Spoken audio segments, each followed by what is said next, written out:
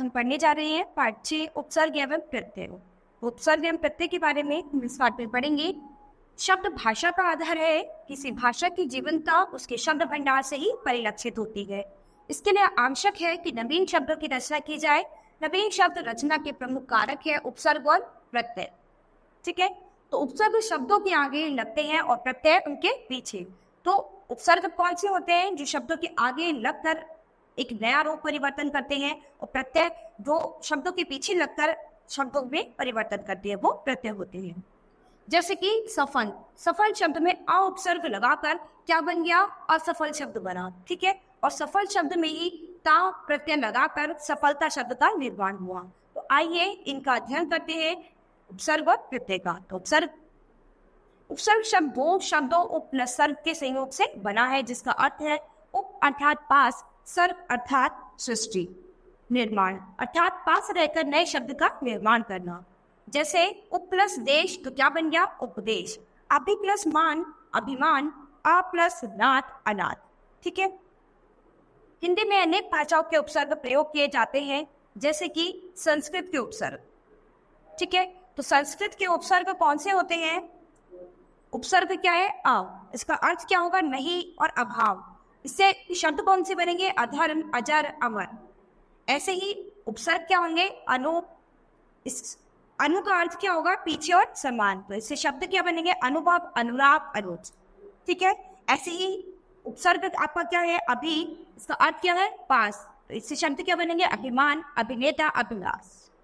ठीक है, तो ऐसे ही यहाँ पर और बहुत सारी संस्कृत के उपसर्ग है, जिनसे कुछ नए शब्द बनाए गए हैं। इसके बाद है हिंदी के उपसर्ग। तो हिंदी के उपसर्ग में उपसर्ग अ है, जिसका अर्थ है निषेध या फिर अभाव, और इससे बनने वाले शब्द है अतः, अमर, अज्ञात। उपसर्ग है उन, जिसका अर्थ है एक कम, और इससे बनने वाले शब्द है 19, 49, 59। उपसर्ग है कु, जिसका अर्थ है बुरा या फिर नीच, तो इससे बनने वाले शब्द है कपूत, कुशल, कुचाल। ठीक है, इसके बाद है कुछ अरबी फारसी के उपसर्ग।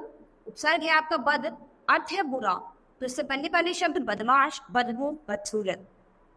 ऐसे ही उपसर्ग है आपका खुश, तो जिसका अर्थ है क्या है? अच्छा, और इससे बनने वाले शब्द क्या बन जाएंगे? खुशबू, खुशखबरी, खुशकिस्मत। ऐसे ही उपसर्ग शब्द है आपका गैर, जिसका अर्थ है भिन्न या फिर विरुद्ध, भिन्न विरुद्ध। तो शब्द इससे क्या बन जाएंगे? गैर हाजिरी, गैर तारीफी। इसके बाद चौथा है उपसर्ग की तरफ प्रयुक्त होने वाले संस्कृत के अव्यय। उपसर्ग है स, जिसका अर्थ है सहित। रचित शब्द इससे क्या बन जाएगा? सश्रम, सहज और सहर्ष।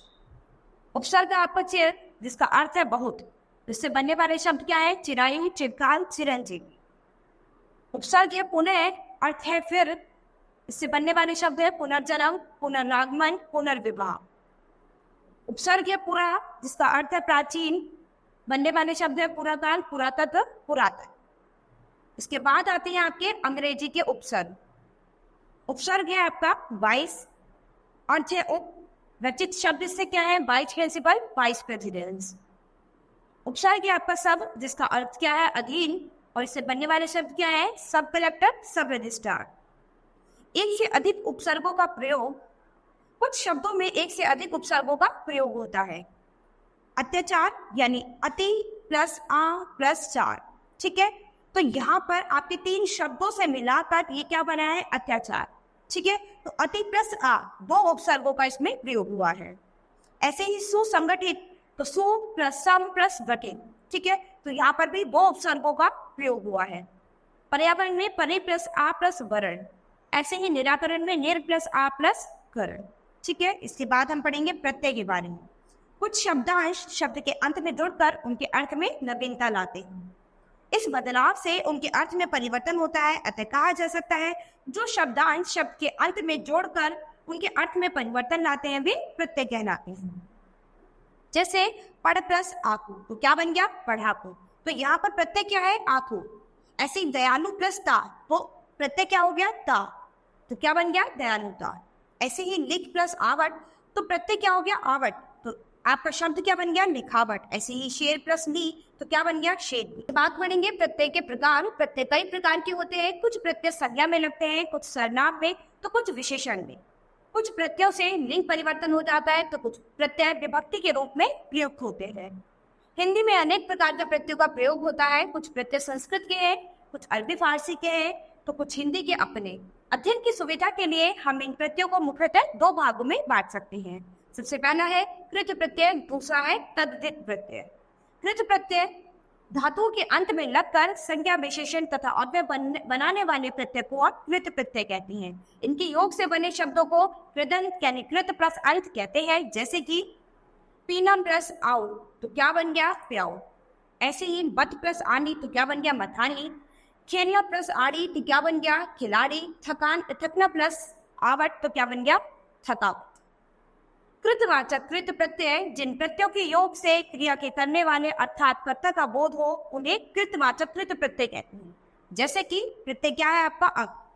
इससे रचित नवीन शब्द क्या बन जाता है? आपका नया शब्द क्या बनेगा? धावक, पाठक, पालक, चालक, नावक। ठीक है, तो ऐसे ही जिनके पीछे आलक अप लग जाता है तो वो शब्द आपके क्या है?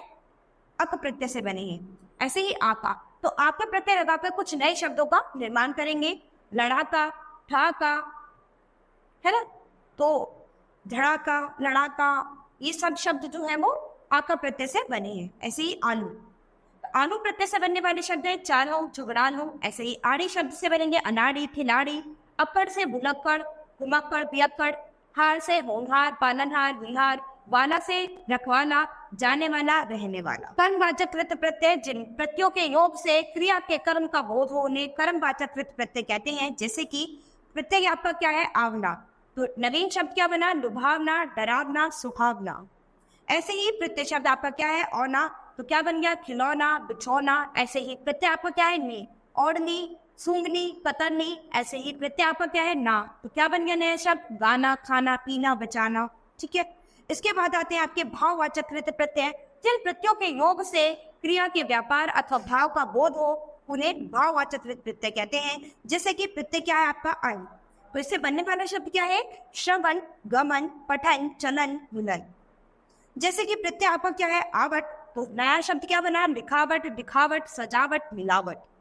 जैसे कि आपका प्रत्यय क्या है? आन, तो क्या नया शब्द बन गया? चढ़ान, लगान, मिलान। प्रत्यय शब्द आपका क्या है? आप, तो क्या नया शब्द बन गया? मिलाप, विलाप। प्रत्यय शब्द आपका यहाँ पर क्या है? आहट, तो क्या शब्द बन गया आपका नया? चिल्लाहट, घबराहट, घबराहट। बात है कुछ क्रियावाचक कृत प्रत्यय जिन प्रत्ययों के योग से क्रिया पर विशेषण, संज्ञा, अव्यय अथवा विशेष अर्थ वाली क्रिया का बोध हो उन्हें क्रियावाचक कृत प्रत्यय कहते हैं। जैसे कि प्रत्यय है आपका आ, तो इससे बनने वाला शब्द कौन सा हो जाएगा? सूखा, जागा, भूला, बिसरा। तो ये विशेषण भूतकालिक क्रिया संज्ञा के रूप में है। जैसे कि प्रत्यय आपका ताप, क्या बन जाएगा? बहता, जाता, डूबता, चलता, रमता, चढ़ाता, सब। ठीक है, इनके अतिरिक्त और भी कई कृत प्रत्यय प्रयोग में आ रहे हैं। इसके बाद दूसरा आपका तद्धित प्रत्यय संज्ञा सर्वनाम अथवा विशेषण के अंत में लगने वाले प्रत्ययों को तद्धित प्रत्यय कहते हैं। इनके योग से बने शब्दों को तद्धितांत अथवा तद्धित शब्द कहते हैं। जैसे कि प्रभु प्लस ता तो क्या बन गया? प्रभुता। कड़वा प्लस आहट तो क्या बन गया? कड़वाहट। चाचा प्लस एरा तो क्या बन गया? चचेरा। हिंदी और संस्कृत के तद्धित प्रत्यय निम्नलिखित प्रकार के हैं। कृतवाचक तद्धित प्रत्यय, जो प्रत्यय किसी कार्य की करने वाले का बोध कराता है उसे कृतवाचक तद्धित प्रत्यय कहते हैं। जैसे कि प्रत्यय क्या है आपका? आर, तो इससे बनने वाला शब्द क्या हो जाएगा? कुम्हार, सुनार, लोहार। ऐसे ही प्रत्यय आपका ई, तो इससे क्या बन जाएगा? सुखी, दुखी, तेली, है ना। इसके बाद है प्रत्यय आपका क्या है? ईया, क्या बन गया? रसोईया, गाइया, दुखिया। ठीक है, इसके बाद आते हैं आपके भाववाचक तद्धित प्रत्यय, जो प्रत्यय भाव का बोध कराते हैं उसे भाववाचक तद्धित प्रत्यय कहते हैं। जैसे कि प्रत्यय है आपका आ, तो इससे बनने वाला शब्द क्या हो गया? बुलावा, बुलावा। ऐसे ही प्रत्यय क्या है? आस, तो इससे बनने वाले शब्द क्या है? मिठास, खटास। प्रत्यय है आपका आहट, तो बनने वाले शब्द क्या हो गए इससे? कड़वाहट, घबराहट, चिकनाहट। प्रत्यय है आपका आई, तो इससे बनने वाले शब्द क्या हो गए? बुराई, भलाई, चतुराई, सच्चाई।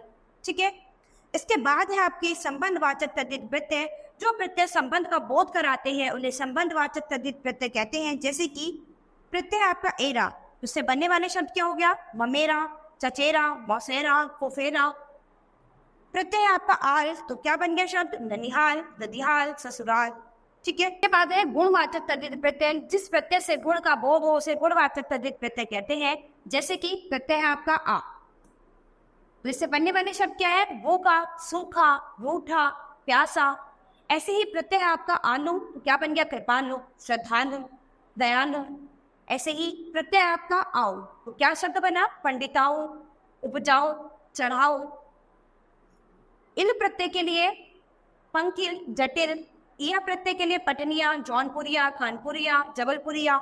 ऐसे ही ई प्रत्यय के लिए भारी, मैदानी, सनी, लोभी, शहरी, गुजराती। इसके बाद आते हैं स्त्रीवाचक प्रत्यय। स्त्रीवाचक तद्धित प्रत्यय जिन प्रत्ययों के प्रयोग से शब्द स्त्रीलिंगवाची बन जाए उन्हें स्त्रीलिंग प्रत्यय कहते हैं। जैसे कि आ, क्या शब्द बना? बाला, शिष्या, छात्रा, अनुजा। ऐसे ही आइन, चौधराइन, चौबाइन, बबुआइन। आनी से देवरानी, जेठानी, सेठानी। ई से बेटी, मौसी, लड़की, काली। ठीक है, तो यहाँ ये जो जितने भी शब्द है ये स्त्रीलिंग प्रत्यय लगता है। बनने के बाद क्या बन गए? स्त्रीलिंग प्रत्यय बन गए। उपसर्ग एवं प्रत्यय का एक साथ प्रयोग। कई शब्दों की रचना उपसर्ग एवं प्रत्यय दोनों के योग से बनती है। जैसे कि यहाँ पर उपसर्ग है आ, ठीक है, शब्द क्या है? समाज। अब इसमें प्रत्यय क्या जोड़ दिया आपने? एक, तो आपका नवीन शब्द क्या बन गया? इससे असामाजिक। ठीक है, तो ए इसमें उपसर्ग लगा है, समाज आपका शब्द है और एक इसमें प्रत्यय लगा दिया। तो कुछ शब्द ऐसे होते हैं जिसमें उपसर्ग और प्रत्यय दोनों का प्रयोग होता है। ठीक है, ऐसे ही अनुपसर्ग है, शब्द क्या है? करण। तो अभी अनुपसर्ग लग के शब्द क्या बन गया? अनुकरण। लेकिन अगर इसमें ये प्रत्यय लगा दे तो क्या बन गया? अनुकरणीय। ऐसे ही उपसर्ग है आपका अप, शब्द है आपका मान और प्रत्यय आपका एक। ठीक है, तो क्या शब्द बन गया? अपमानित। अनु प्लस भव प्लस ए, तो क्या बन गया? अनुभवी। ठीक है, तो ऐसे ही ये और बहुत सारे शब्द हैं जो आप होमवर्क में पढ़ेंगे जिनमें उपसर्ग और प्रत्यय दोनों का प्रयोग किया गया है। तो बच्चों, यहाँ पर इस पार्ट में हमने उपसर्ग और प्रत्यय के बारे में अच्छे से पढ़ा है, उनके भेद के बारे में पढ़ा है। आप अभ्यास में इन्हें फिर से पढ़ेंगे और उपसर्ग और प्रत्यय पर आधारित कुछ शब्दों को बनाने की कोशिश करेंगे।